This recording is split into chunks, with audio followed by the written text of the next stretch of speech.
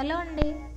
ఈరోజు ఈ చల్లటి వాతావరణానికి మనం వేడివేడిగా చాలా రుచిగా కమ్మగా ఉండే రాగి సూప్ ఎలా తయారు చేసుకోవాలో తెలుసుకుందాం. ఈ రాగి సూపు టేస్టీగా ఉండడమే కాకుండా ఇప్పుడు ఆ సూప్ ఎలా ప్రిపేర్ చేసుకోవాలి, ఆ ప్రాసెస్ ఏంటో ఇప్పుడు తెలుసుకుందామా. Welcome to my channel. ముందుగా దీనికోసం ఇక్కడ నేను నా దగ్గర అవైలబుల్గా ఉన్న వెజిటేబుల్స్ తీసుకున్నాను. దీనిలో ఇవన్నీ కూడా చిన్నగా కట్ చేసి తీసుకున్నాను. ఇందులో ఒక క్యారెట్ ఇలా చిన్నగా కట్ చేసి తీసుకున్నాను. అదేవిధంగా ఒక పచ్చిమిర్చి, అలాగే ఒక చిన్న ఆనియన్ని ఇలా చిన్నగా చాప్ చేసి తీసుకున్నాను. ఒక చిన్న టమాటా, తర్వాత స్ప్రింగ్ ఆనియన్స్ కూడా ఇలా చిన్నగా కట్ చేసుకున్నాను. క్యాబేజీ తురుము కూడా ఇట్లా 2 స్పూన్స్ వరకు తీసుకున్నాను. అలాగే బీన్స్ కూడా ఒక 2 స్పూన్స్ వరకు ఇలా తీసుకున్నాను. తర్వాత 2 వెల్లుల్లి, చిన్న ఇంచు అల్లం ముక్క కూడా తీసుకొని ఇలా చిన్నగా కట్ చేసి పెట్టుకున్నాను. అలాగే హాఫ్ లెమన్ కూడా తీసుకున్నాను. మీకు కావాలంటే మీ ఇంట్లో ఎలాంటి వెజిటేబుల్స్ ఉన్నా కూడా అవైలబుల్గా ఉన్నా వాటిని తీసుకోవచ్చు. లీఫ్ వెజిటేబుల్స్ కూడా వేసుకొని చేసుకోవచ్చు, చాలా బాగుంటుంది. ఇప్పుడు ఈ ప్రాసెస్ చూద్దాం.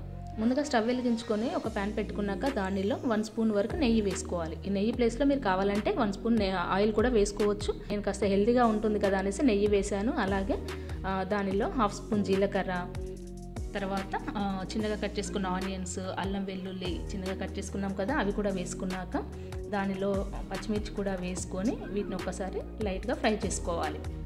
ఇలా చేసుకున్న తర్వాత మనం మిగతా వెజిటబుల్స్ ఉన్నాయి కదా, క్యారెట్, అదేవిధంగా బీన్స్, అలాగే క్యాబేజ్ తురుము కూడా వేసుకొని వాటిని కూడా దూరగా ఫ్రై చేసుకోవాలి. బాగా ఫ్రై అయి మాడిపోయేంత వరకు ఫ్రై చేయకూడదు, లైట్గా కుక్ అయిపోతే సరిపోతుంది.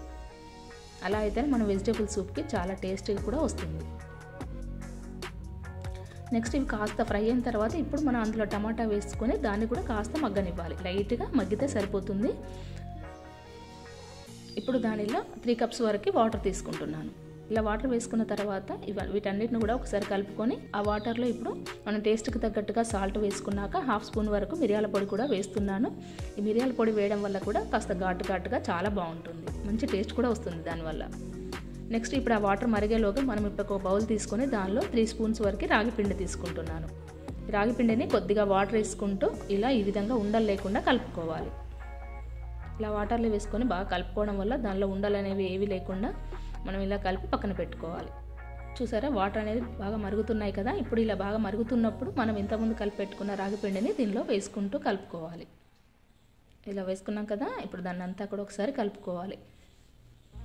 కావాలంటే దీన్ని కొందరు కాస్త లూజ్గా ఇష్టపడతారు, కొందరు కాస్త థిక్గా ఉన్న ఇష్టపడతారు. ఇలా మీడియంగా, మరీ లూజ్గా ఉండకుండా ఈ విధంగా కొంచెం కుక్ చేసుకుంటే సరిపోతుంది, కాస్త దగ్గరకు అయ్యేంత వరకు. ఈ వెజిటేబుల్స్ కూడా దాంట్లో కాసేపు మరగడం వల్ల ఆ ఫ్లేవర్ అనేది కూడా దానికి బాగా పట్టేసి మంచి టేస్ట్ వస్తుంది. దీనిలో కావాలంటే ఇది చివరగా కొద్దిగా కొత్తిమీర వేసి హాఫ్ చెక్క లెమన్ కూడా పిండామంటే మంచి ఘాటుగా పుల్లగా చాలా బాగుంటుంది. ఈ కన్సిస్టెన్సీ వచ్చిన తర్వాత మనం స్టవ్ ఆఫ్ చేసుకుంటే తర్వాత కాసేపటికి కాస్త చిక్కగా అవుతుంది కాబట్టి మనం ఈ కన్సిస్టెన్సీ వచ్చే వరకు స్టవ్ ఆఫ్ చేసుకుంటే సరిపోతుంది. అంతేనండి. ఇలా వేడిగా మనం వెదర్ కూల్గా ఉన్నప్పుడు కానీ మన ఆరోగ్యం కోసం కూడా ఇలా వెజిటేబుల్ సూప్ కానీ రాగి సూపు, చాలా సూప్స్ ఉంటాయి కదా, ఇలాంటివన్నీ చేసుకొని మనం తీసుకున్నట్లయితే హెల్తీగా ఉండొచ్చు. అలాగే మంచి టేస్ట్ని కూడా ఎంజాయ్ చేయొచ్చు. పిల్లలకు కూడా చాలా హెల్తీ అండి. సో ఈ వీడియో కనుక మీకు నచ్చినట్లయితే లైక్ చేసి షేర్ చేయండి, అలాగే సబ్స్క్రైబ్ చేయండి. Thanks for watching.